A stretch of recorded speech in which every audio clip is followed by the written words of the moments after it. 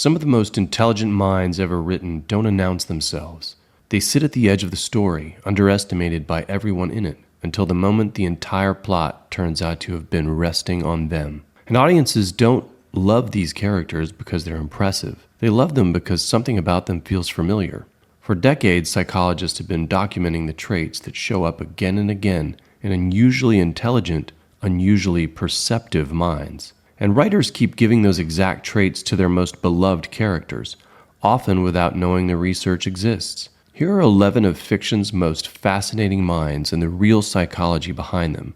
11 traits the world reads as flaws and research reads very differently. Keep count of how many feel like a mirror. If it's more than a few, your mind may deserve credit it's never been given. L from Death Note. The greatest detective in his world solves cases that entire governments can't touch, from an empty room, alone in the dark. He crouches instead of sitting, works through the night, and avoids the task force meetings whenever he can. No friends by choice. The world calls that antisocial. The research calls it something else. In 2016, a study of more than 15,000 people found that, for most of us, happiness rises with the time spent among friends. For the most intelligent people in the sample, the pattern reversed. More socializing made them less satisfied with their lives. Their minds generate so much internal activity, so many threads to follow, that company often interrupts more than it adds. L isn't lonely in that empty room. He's finally uninterrupted. Solitude, for a mind like his, works like a laboratory where every experiment can finally run end to end. So, if you spent your life apologizing for how much alone time you need, and wondering why an empty evening feels like oxygen, you may be looking at the first sign. The next mind on this list hides her version of it behind the best poker face on television. Wednesday Addams speaks maybe half as often as anyone around her, and when she does, it lands like a scalpel. Everyone in Nevermore assumes the silence means she feels nothing. Then she describes exactly what each of them did, when they did it, and what they were hiding while they did it. She watched. Psychologists studying gifted profiles keep finding this pattern. The most perceptive minds in the room are rarely the loudest, because observation and performance compete for the same resources. There's a second layer to her. Wednesday's humor is pitch black, and that's not a random character quirk. A 2017 study in the journal Cognitive Processing found that people who best understood and enjoyed dark humor scored higher on both verbal and nonverbal intelligence. Processing a joke about death requires holding two frames at once, the horror and the absurdity, and flipping between them at speed. That's cognitive gymnastics disguised as morbidness. So if people call you quiet and your sense of humor makes strangers slightly nervous while the sharpest people you know laugh, Wednesday would tell you the strangers were never your audience anyway. Sherlock Holmes, between cases, is famously unbearable. He shoots holes in the wall out of boredom. He diagnoses strangers from a coffee stain on a sleeve because his brain refuses to remain idle.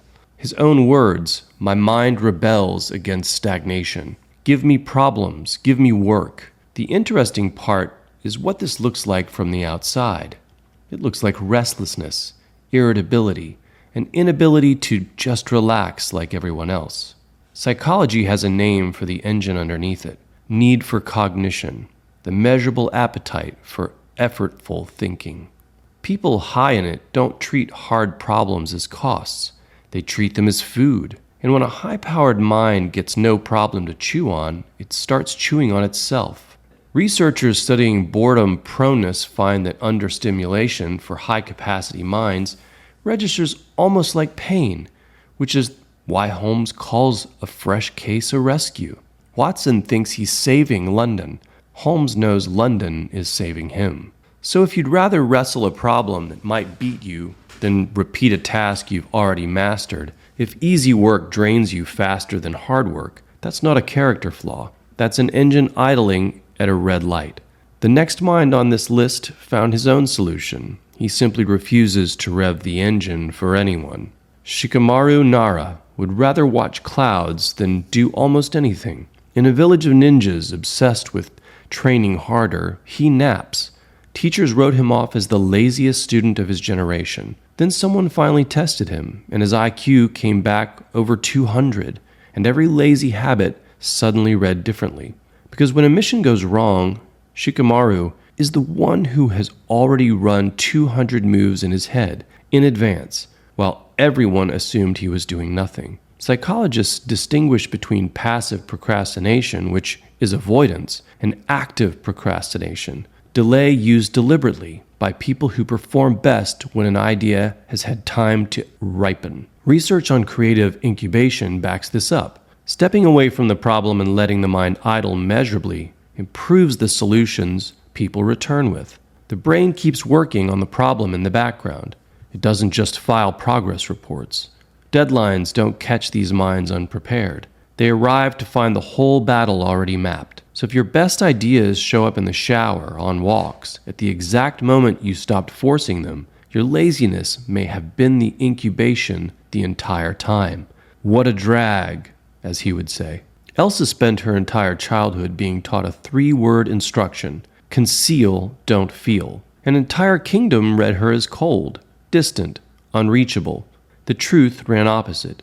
She felt more than anyone around her, so much that it terrified her. So she built walls to protect other people from the intensity. The psychologist Kazimierz Dabrowski studied gifted individuals for decades and found that many carry what he called overexcitabilities, nervous systems that genuinely run hotter, emotions felt at higher amplitude, sensory input arriving sharper, imagination that won't switch off. To him, this wasn't a defect. He considered that intensity raw material for the strongest form of human development. From the inside, it feels like being dangerous, too much.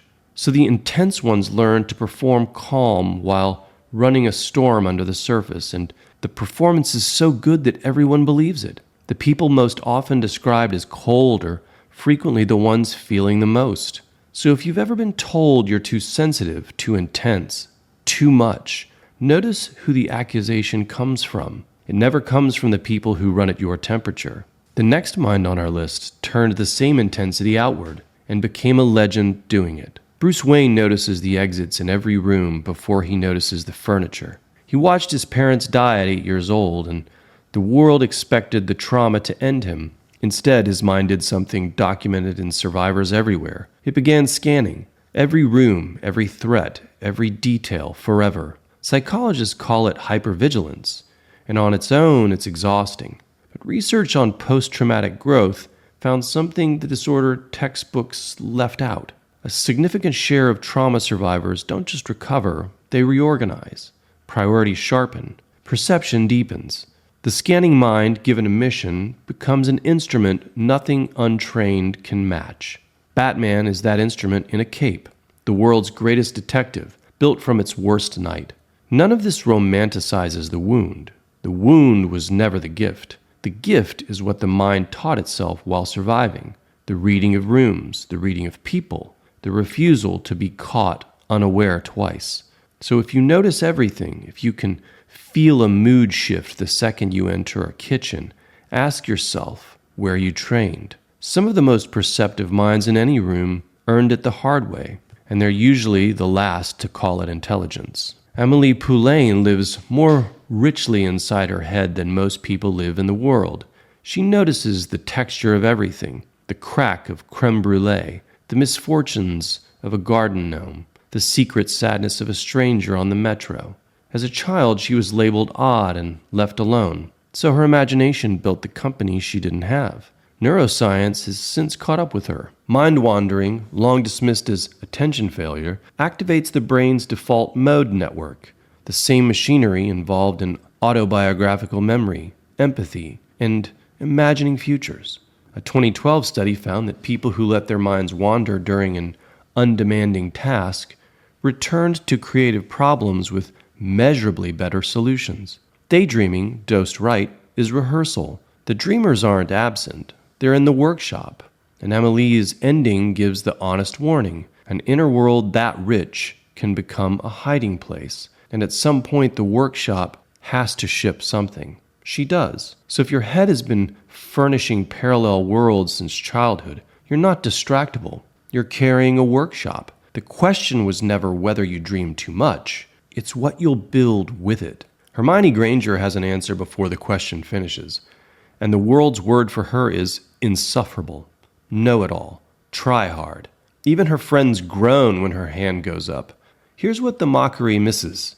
The hand goes up because the mind never sat down. Minds like hers run a background process that can't be closed, checking, connecting, anticipating what could go wrong, and preparing for it. Research in 2015 found that verbal intelligence correlates with worry and rumination. The same machinery that models complex problems keeps modeling them at 3 in the morning. The cost is real, and Hermione pays it on the screen. The panic when she thinks she's failed, the exhaustion of caring too much. But look at what the running process produces. Every crisis in that series is survived on her preparation. The potions riddle, the polyjuice, the time-turner logistics, the tent stocked for a year on the run. The boys have courage. She has margin, built in advance, by a mind that couldn't stop. So if your brain replays conversations at night, drafts plans nobody asked for, and prepares for outcomes that never arrive, you know the tax. Just don't forget it's the same faculty everyone in your life depends on when things fall apart. Arthur Morgan is the deadliest, most capable man in his gang, and he journals in secret about being a bad man, a fool, a disappointment. He draws what he sees. He writes with more insight than anyone around him, and he rates himself lower than men half his measure. Psychology knows this inversion well. Researchers named the imposter phenomenon in 1978 after studying high achievers convinced they were frauds. And the wider research shows a bitter symmetry. The least competent tend to overestimate themselves, while the genuinely skilled underestimate, because they're the only ones who can see how much they don't know. Arthur's self-doubt isn't evidence against his depth. It's a product of it. His standards outgrew his self-image, and only one of them kept updating. Watch what the doubt produces at the end of his story. The honest ledger of a man asking, seriously, whether he can still become good, and then spending what's left of himself on other people's futures. The confident men in that gang die certain. Arthur dies improving. So if praise slides off you, if every success files itself under luck while every failure gets a full review, consider the pattern. Certainty is cheap where perception is low. Doubt, in the capable, is the receipt for a mind that sees clearly. Iroh was once the dragon of the West, a feared general laying siege to a city he believed his nation deserved. He lost his son, and then did the rarest thing a mind can do. He let the loss re-examine everything he was certain of. The conqueror became the man pouring tea, telling a furious teenager that it's time to look inward and ask the big questions. Who are you, and what do you want?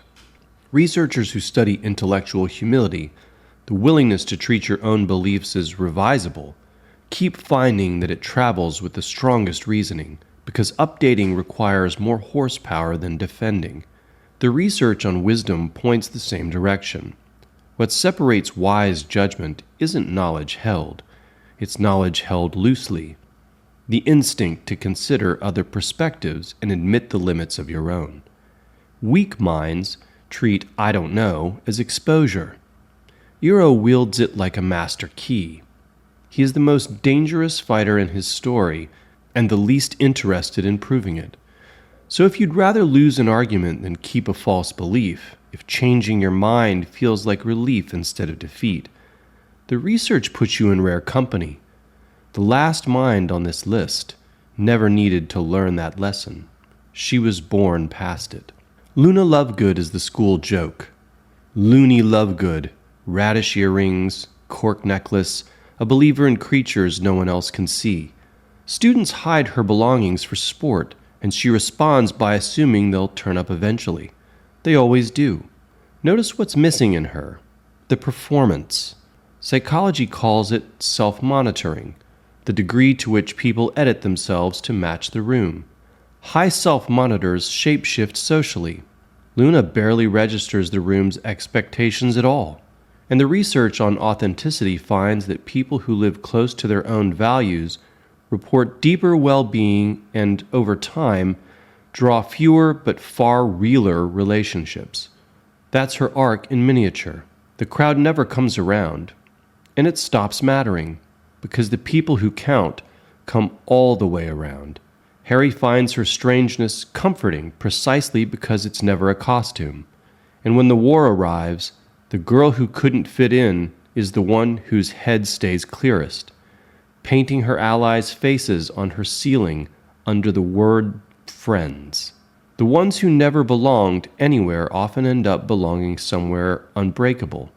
So if you felt like a guest in every group you've joined, slightly translated, never quite native, Luna's story suggests the problem was never you. Some minds aren't built to blend. They're built to be found. 11 minds. Look at what they hold in common. The solitude that looked antisocial, the silence that looked empty, the restlessness that looked rude, the delay that looked lazy, the intensity that looked unstable, the vigilance that looked paranoid, the daydreaming that looked absent, the overthinking that looked anxious, the doubt that looked weak, the flexibility that looked soft, the strangeness that looked broken.